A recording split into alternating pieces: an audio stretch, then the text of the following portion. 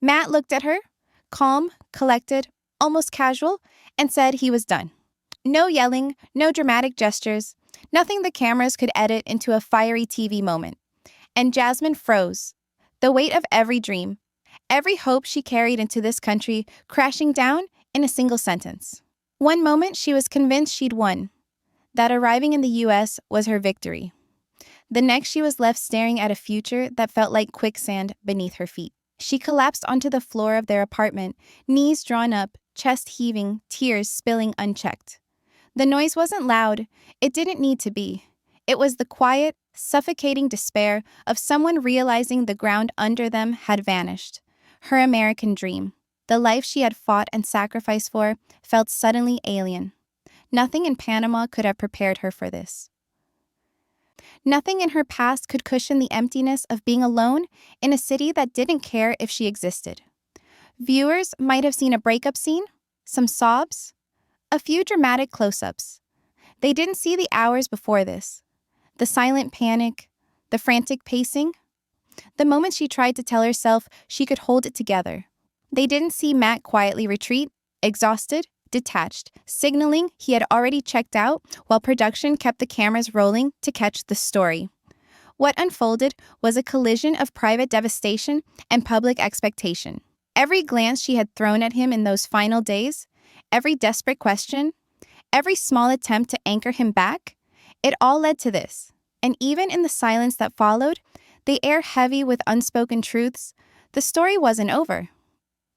There was a moment before the cameras even arrived that changed everything. A moment so raw, so revealing, that it never made it onto air. A moment insiders quietly call the hallway moment, and it set the stage for the breakdown no one saw coming. Stick around, because what happened in that hallway is the first secret that reveals just how far Jasmine's life spiraled beyond the cameras. When Jasmine finally stepped off the plane, she felt like she had won. Every delay, every visa drama, every argument that had tested her patience seemed to vanish in that first deep breath of American air. This wasn't just a new country. It was proof that she had survived, that she had earned this life. She told herself she had arrived, that her sacrifices had paid off, that Matt had chosen her, and somehow that made her enough. For a few hours, maybe even a day, it felt real. The apartment smelled like new beginnings. Sunlight streamed through unfamiliar windows, and she imagined a life filled with love, laughter, and stability. But reality doesn't wait for dreams to catch up. Slowly, the quiet of the apartment pressed against her. The streets outside felt unfamiliar, and the thrill of arriving gave way to the sharp edge of isolation. Her excitement collided with a world that didn't bend for her, didn't comfort her fears, and certainly didn't guarantee love. Matt, the anchor she had clung to through years of doubt and chaos, wasn't what she imagined. His patience was thinning, his energy drained, his smile smaller. Every hesitation, every distracted glance felt magnified. She had built her entire narrative around him. Matt was her lifeline in this new country, her validation, her reassurance that she had mattered, that she could matter. Now, she felt that lifeline fray, just as the weight of expectations, past trauma, and cultural displacement pressed down. Her mind raced with comparisons, what she imagined versus what she had. Nights that should have felt intimate felt cold. Conversations that should have been comforting felt tense. She clung harder, asked more, demanded reassurance, and every small withdrawal from him felt like a betrayal. Her intensity, her need for connection, collided with Matt's quiet withdrawal, setting the stage for a dynamic she couldn't control. Even at first, friends and fans would have described her arrival as triumphant, but inside, small cracks had begun to appear. She began to notice the silences that stretched too long, the sighs that lingered, the subtle distance in Matt's eyes. Every text left unread felt like a judgment. Every unreturned gesture became proof of looming failure. The fantasy of love and victory had begun to fracture under the pressure of reality, and Jasmine's need for validation made the cracks grow faster. She still smiled for the cameras, still posed for the show, still told herself she could manage. But deep down, the apartment wasn't a home. The streets didn't feel familiar. The excitement of arrival had curdled into a quiet panic that she wasn't ready to admit, even to herself. And as the first weeks passed, those small cracks became impossible to ignore. What seemed like minor annoyances would soon erupt into a storm that no production camera could fully capture. The honeymoon glow didn't last. By the third week, small disagreements began to multiply, like cracks in porcelain. A forgotten text, a sigh too long, a glance that lingered elsewhere. Each one felt like confirmation to Jasmine that something was slipping through her fingers. Her intensity, her desperate need to know that Matt still cared, collided with his quiet, almost imperceptible retreat. Every attempt to pull him closer only pushed him further away. They argued over the simplest things. A misplaced item became proof of carelessness. A missed dinner plan turned into a full-blown confrontation. Matt would retreat to the bedroom or zone out with his phone. Jasmine would chase, question, and push, her voice rising, her heart pounding. The cycle was relentless. She spiraled, he withdrew, she spiraled again, each turn feeding the next. It wasn't just the arguments. It was the emotional tug-of-war that drained both of them. Jasmine, conditioned by past abandonment and insecurity, feared losing her anchor in a country where she had no family or fallback. Matt, who had once been patient and supportive, began to feel trapped by the intensity he wasn't prepared to manage. Every moment together became a test neither could pass without leaving someone hurt. On camera, moments of affection still appeared. A hug, a shared laugh, a fleeting smile. Fans could see sparks, and producers leaned into those for the storyline. But behind the lens, the tension was constant. Conversations were clipped, filled with subtext, pauses loaded with unsaid words. Every interaction carried more weight than the cameras could ever show, and both of them were exhausted by the constant mental strain. Jasmine's hypersensitivity amplified every signal. If Matt paused before answering, if his tone shifted slightly, if he didn't immediately reciprocate her affection, it triggered a storm inside her. Her mind raced through worst-case scenarios, every thought spinning faster than the last. Meanwhile, Matt, exhausted and increasingly detached, began to withdraw more often. He wasn't cruel.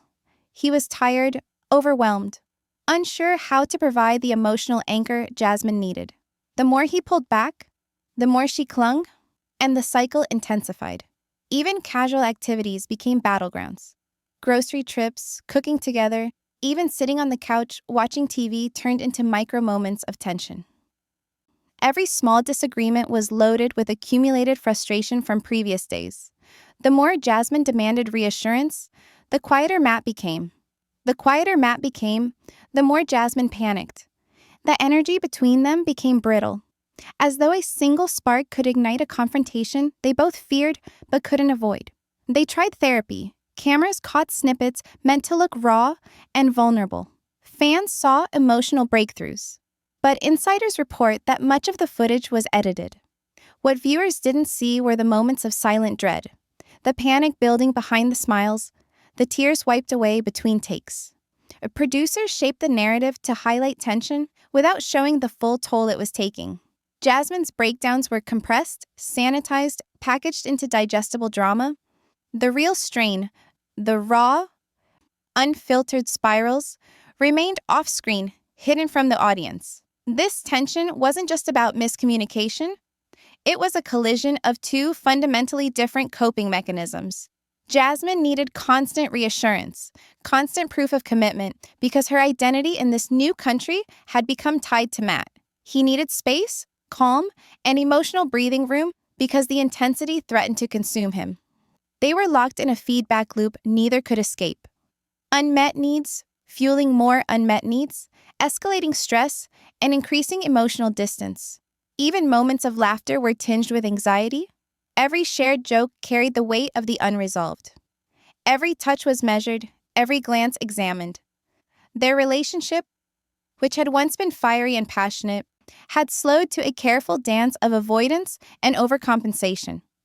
Both were exhausted, both were hurting, and neither knew how to break free without creating a scene that would be labeled as dramatic TV. And yet, despite the chaos, the cameras kept rolling, capturing only fragments of the real story. Those therapy sessions that seemed like breakthroughs were heavily edited, concealing the deeper strain that had begun to eat away at Jasmine and Matt long before episode 23. It happened in a hallway no one would have thought to remember. Jasmine asked the question she had rehearsed 1,000 times in her head. Do you still love me? It wasn't loud. It wasn't dramatic. It was quiet, desperate, full of hope that somehow, just somehow, Matt would answer in a way that made everything right again. But he didn't answer. Not immediately. Not even after a long pause that stretched thin, taut, like a thread ready to snap. That silence spoke louder than any words ever could. Jasmine felt it in her chest, in her throat, in her bones. It wasn't just a pause. It was the answer. It was the signal that the person she had relied on, built her dreams around, and trusted with her life had already stepped back, emotionally and mentally. She collapsed to the floor, clutching her knees, gasping for air, her body folding in on itself. The apartment seemed to shrink around her, walls closing in as the realization hit that her anchor in this new country was gone. Fear and disbelief mingled in every tear, every shudder, every quiet sob. This wasn't anger. It wasn't the explosive rage some viewers expect on reality TV. It was raw terror. The terror of someone losing not just a relationship, but the stability, the validation, and the sense of belonging they had built their entire life upon. Matt stood there, watching. Not cruel, not vindictive, not triumphant. Just tired. Emotionally drained. He had carried the weight of Jasmine's intensity for months, and that weight had finally become unbearable. He didn't know how to comfort her without losing himself, and in that moment, he couldn't. He wasn't turning his back out of malice. He was simply depleted. Detached, exhausted, and silent. Every second stretched. Jasmine's world seemed to stop. She whispered no over and over, a quiet plea, a desperate refusal to accept reality. She couldn't breathe. She couldn't think. She couldn't imagine a life where Matt wasn't the center of her universe. Every sacrifice she had made, every dream she had chased, every move across continents felt pointless. She was exposed, vulnerable, stripped bare in a way the cameras could never truly capture. The hallway moment didn't end with fireworks or dramatic confrontation. There were no chairs thrown, no shouting, no cinematic chaos. There was only quiet devastation, the kind that seeps into your chest and stays there. Matt eventually turned away, a silent acknowledgement that the decision was made, that the emotional labor had ended, and that the world they had tried to build together was already unraveling. The question for everyone watching then became unavoidable. How far would Jasmine's breakdown go? What would this moment, this silence, this collapse do to her in the days and weeks that followed? By the second day after Matt left, Jasmine's apartment had transformed into a small theater of anxiety. She paced from the kitchen to the living room, hands trembling, muttering half-formed sentences under her breath. She checked her phone compulsively, eyes darting every time she heard footsteps in the hallway, convinced it was him returning. It never was. Every ping, every vibration that wasn't Matt's message felt like a cruel trick. Sleep had abandoned her. Night blurred into morning, and morning into another restless night. Her body ached, but it was nothing compared to the emptiness gnawing at her soul. Her fear wasn't just about the breakup. It was about everything that had anchored her to this life. Her immigration status, tied entirely to Matt, made her panic. Without him, she whispered, she had nothing in this country. No family, no safety net, no sense of belonging. The apartment, once a symbol of victory and survival, had turned hostile. Every object seemed to mock her. The half-packed suitcase in the closet, the empty chair he once sat in, the bed that had felt like a shared sanctuary. Each item reminded her that her life, painstakingly reconstructed, could vanish overnight. Isolation compounded the spiral. She had come to the U.S. with hope, but now she was trapped in a quiet, empty apartment. The world outside moved on, indifferent. Friends and family were thousands of miles away. Social media, once a place for validation and connection, only heightened her anxiety. Every post seemed to remind her that life had moved forward for everyone but her. She obsessed over what went wrong. Was it her intensity, her clinginess, her need for reassurance? Every flaw she had ever feared became magnified. Thoughts circled endlessly. What if they deport me? What if I have to leave? What if I am nobody here?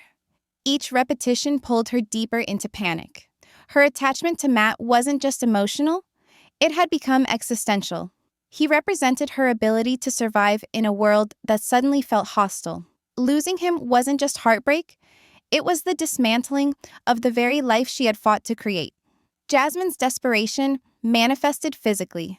She ate almost nothing, drank only water, and her body began to mirror the chaos inside her mind. She showered, but the water felt alien on her skin. She tried to sleep, curling into Matt's side of the bed, but even there, the emptiness pressed down. She moved to the couch, wrapping herself around oversized sweatshirts that smelled faintly of him. It was the only connection she could grasp. Producers checked in. They offered help, therapy, a hotel room to escape the apartment, anything to ease the emotional load. But Jasmine refused. Leaving felt like admitting defeat, admitting that her dream had failed, that she had been wrong about the man she trusted most. Accepting help was impossible because every refusal became a small assertion of control in a situation that had stripped her of power. She began rehearsing conversations that would never happen, words she would never say aloud. Her internal monologue became a litany. He must love me. He can't leave me. I am nothing without him. She spoke the words quietly, sometimes muttering them in the kitchen, pacing endlessly.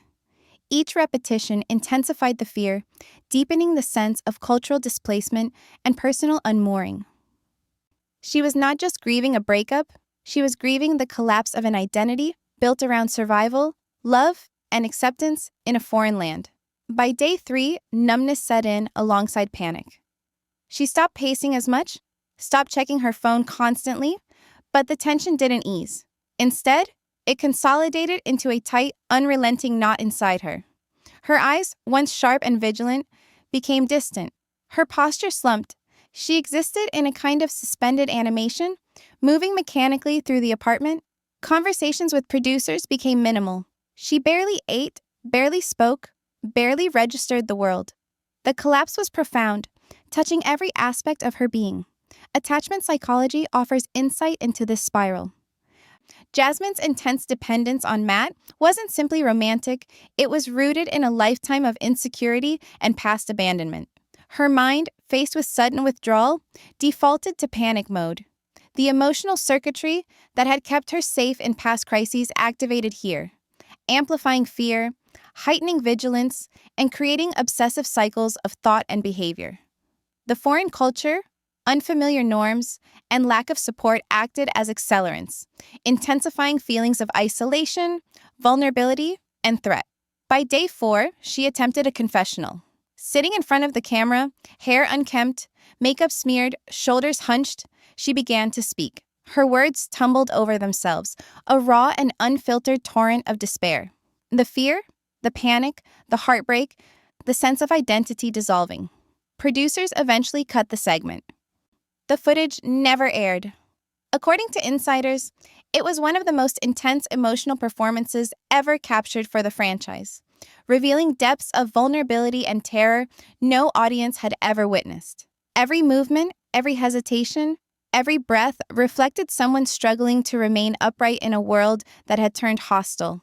Jasmine wasn't performing for the cameras. She wasn't performing at all. She was existing in the most primal state of human fear and loss. The apartment had become a crucible, the breakup a catalyst, and the absence of support made every moment unbearable. And even as viewers saw edited snippets of tearful confessionals and awkward interactions, the truth was far darker. Jasmine's most intense, heart-wrenching confessional remained locked away, hidden from the world. A testament to the raw chaos that reality TV often leaves invisible. By the 5th day after the hallway moment, something inside Jasmine shifted. The frantic pacing, the restless muttering, the obsessive phone checks, All of it slowed and finally stopped. She wasn't calmer, she wasn't healed, she had entered a state of complete emotional numbness. Her body was present, but her mind had retreated somewhere deep inside, behind a wall that even the cameras couldn't reach. She sat on the couch for hours, staring at a blank spot on the wall, her hands resting limply in her lap, eyes unfocused. The production crew watched carefully. Their concern was genuine in some moments. They worried about her mental well-being, about whether filming should continue. But contractual obligations, network deadlines, and the need for a coherent season arc created a tension that was impossible to ignore. Jasmine's emotional labor had always been central to the narrative, her intensity and vulnerability driving the storylines that fans consumed with relish. But now, she had nothing to give. Every attempt by producers to coax reactions or interactions was met with silence. Scenes that should have been dramatic, filled with tears, confessions, or confrontations, fell flat. Jasmine simply existed, unmoving, almost ghost-like, in the spaces between cameras and crew. Attempts to engage her were subtle at first. A producer would ask a simple question, gently, almost cautiously. "Do you want to go through this scene today?" She would nod minimally, her face blank, her tone void of emotion. The next attempt might be to film a confessional, capturing her thoughts about the breakup, her fears, or her plans. But the words came slowly, haltingly, stripped of any theatricality, any energy that reality TV relied upon. She was still present, still technically performing. But the spark, the emotional charge, was gone. This wasn't apathy. This was shutdown. Psychologists describe it as a protective response, an instinctive retreat when stress, trauma, or emotional overload becomes too much to process. Jasmine had been pushed to the edge by heartbreak, by displacement, by fear for her future, and by the relentless gaze of cameras documenting her every moment. The intensity that had once made her magnetic on screen had become unbearable for her to sustain. Even simple daily activities became monumental tasks. She barely ate, barely slept, and barely interacted. Crew members noted that the once vibrant, fiery woman who dominated each scene with emotion was now a shadow of herself. The apartment felt empty, not just physically, but emotionally, as though her presence was muted to conserve what little energy remained. Her identity, once intertwined with her role on the show and her connection to Matt, had begun to collapse under the weight of her losses. Producers faced a dilemma. They were contractually obligated to continue filming, to capture the scenes that would complete the season's narrative. Yet, they were acutely aware of her distress. Each conversation had to navigate a careful balance, coaxing engagement without overstepping boundaries, offering support without halting production. The tension between the humanity of the situation and the demands of reality TV created moments of strain even for those behind the camera. They could see the fragility, the risk of pushing too far, but the cameras were rolling, and the story had to move forward. For Jasmine, every interaction felt like a test she wasn't ready to pass. Being asked to reflect on the breakup, to relive painful moments for a confessional, was like reopening a wound that refused to heal. She would speak, but her words were minimal, clipped, devoid of drama. The energy she once relied on as a shield was gone. It was a quiet, relentless collapse, unfolding in silence, unseen by the audience who only saw edited highlights of tears or awkward pauses. This stage of withdrawal carries a practical lesson about emotional labor and boundaries. Even when external pressures demand performance, human resilience has limits. Jasmine's body and mind had reached a point where survival required shutting down. Reality TV, by its nature, relies on emotional intensity, on vulnerability transformed into entertainment. When a cast member hits this threshold, the gap between the story the network wants and the reality of human psychology becomes undeniable. Fans who followed snippets of the season couldn't always grasp the depth of her breakdown. Social media began to buzz with speculation. Some accused her of overacting, some of exaggerating. Others expressed concern without knowing the full scope of what had happened behind the scenes.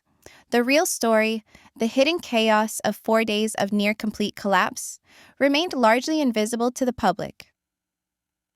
And while audiences debated what they could see, insiders hinted at a shocking social media fallout tied to her emotional collapse. A reaction that would ripple across platforms and challenge perceptions of reality TV, fame, and the cost of vulnerability. Even as she remained numb, the clock was ticking. Production still needed closure, storylines still needed resolution, and Jasmine had to navigate her emotional limits while facing the relentless pressure of cameras, deadlines, and the expectations of millions of viewers. The delicate balance between human fragility and televised drama had reached its breaking point, and everyone involved knew it. By the time the cameras captured the final segments of the season, Jasmine's collapse had shifted into a complex behavioral pattern that only a close look can reveal. She oscillated between hyper-intense moments of anxiety and near-complete withdrawal. One minute she was trembling, eyes wide, obsessively scanning for any sign of Matt. The next, she would curl into herself on the couch, silent, unresponsive, as if the world had stopped. This intensity versus withdrawal dynamic wasn't random. Psychologists often describe it as a pendulum swing of attachment behavior under extreme stress. Jasmine's attachment to Matt was deeply entwined with her sense of survival. He wasn't just a partner, he was the anchor that validated her presence in a foreign country, the linchpin of her identity in the U.S. When that anchor receded, she swung between desperate attempts to regain connection and protective shutdowns designed to conserve what little emotional energy remained. Matt's behavior reflected the other side of the same equation. His withdrawal wasn't cruelty, it was self-preservation. Faced with months of heightened emotional intensity, he gradually detached, creating space to regain his own stability. Many viewers misinterpret this as heartlessness, but in reality, it was a logical, if painful, coping strategy. When someone's emotional needs exceed what a partner can sustainably provide, withdrawal becomes a defense mechanism. This contrast, intensity versus detachment, created a feedback loop.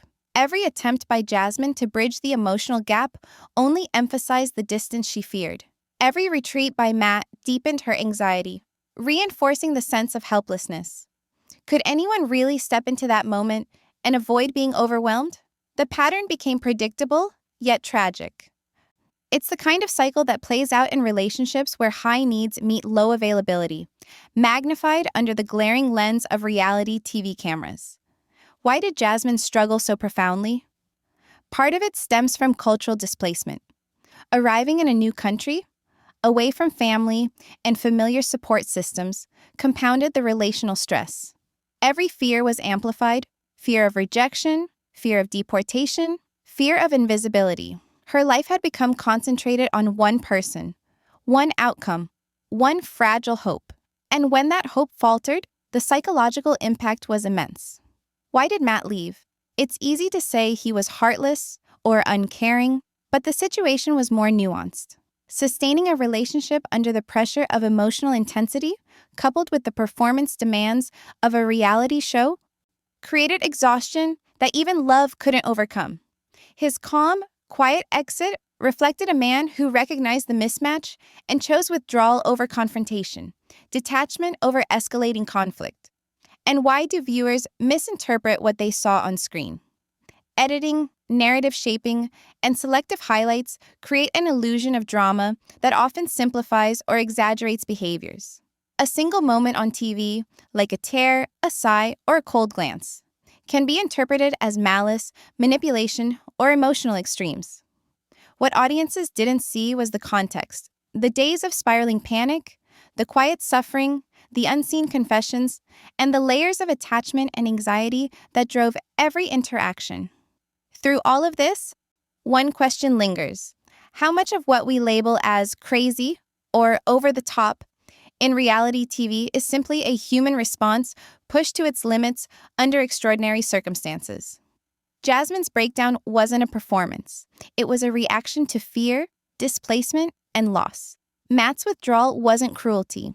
It was the only sustainable option in a situation where emotional intensity had become unmanageable. And even after the season wrapped, there were hints that more unseen drama continued to unfold. Moments and decisions that would shape Jasmine's future in ways the cameras never captured.